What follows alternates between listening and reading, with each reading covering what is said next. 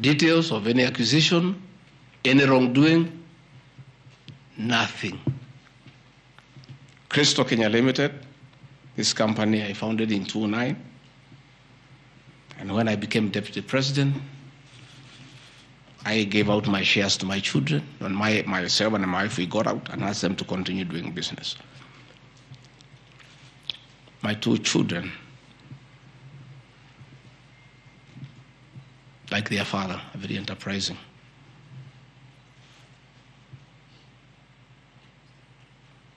Nyeri County, where I come from, we were hit badly by COVID, and all our hotels shut down. Hundreds of jobs were lost. Many people who were supplying to those hotels shut down. The two most important hotels in Nyeri is the Outspan Hotel and the Treetops Hotel, and they are always run together. The Outspan Hotel was for sale, and my children were interested, and I encouraged them.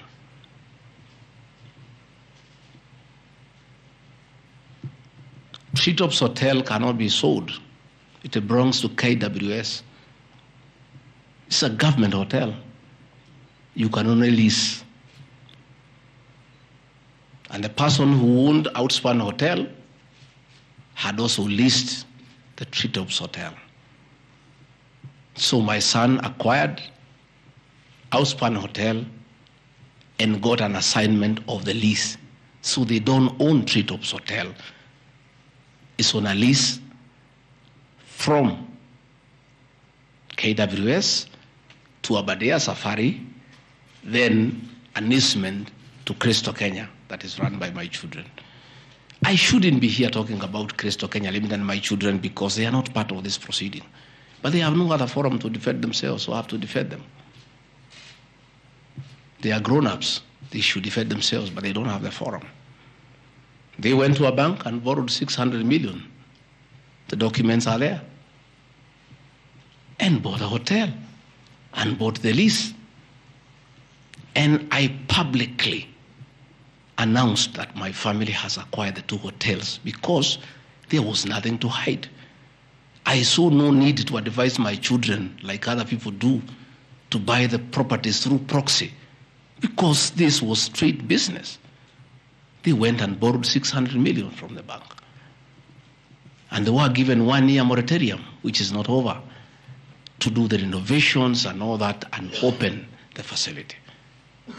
But I want to thank my son, Dr. Keith Regadi. He worked very hard.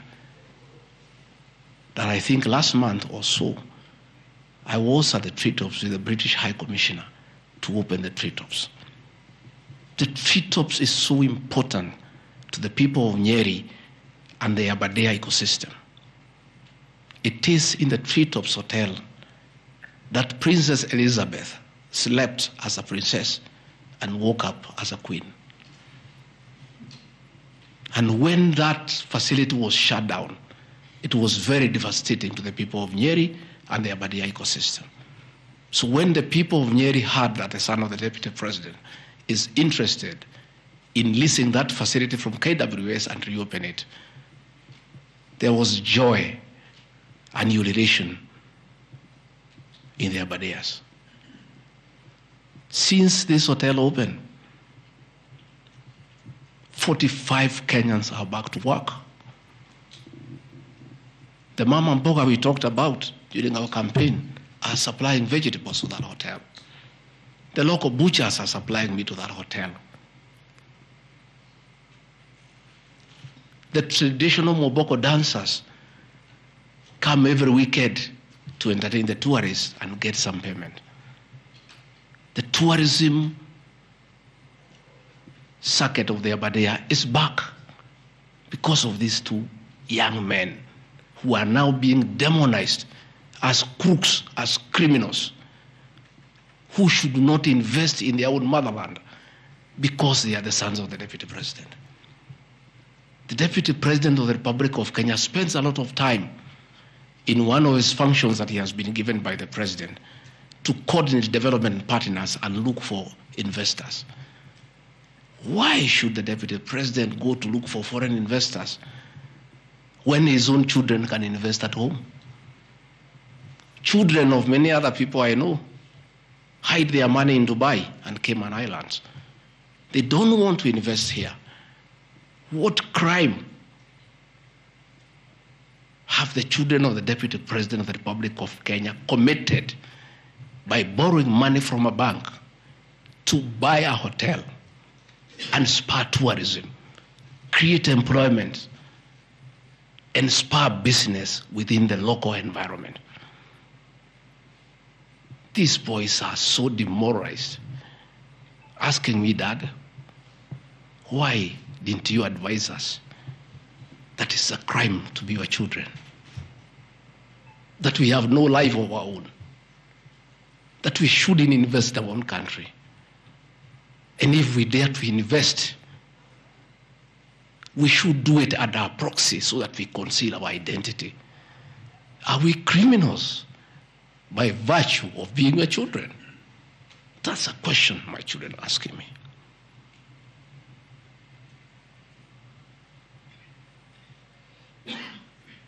What crime can children of Kenya commit to borrow money from a bank and start an enterprise and employ people and spur tourism?